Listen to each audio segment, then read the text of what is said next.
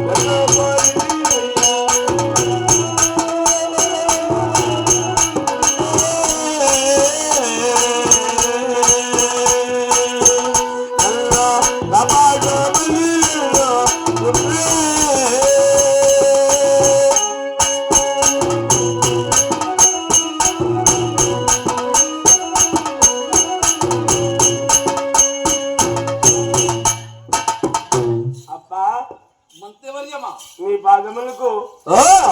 నా శిరస సాష్టంగా వందనాలు పెట్టుకుంటా తండ్రి. ఎక్కడ భగవంతుడు అబ్బా నా భగవంతుడా రైతులకే దేవుడా ఇంటికి దేవుడా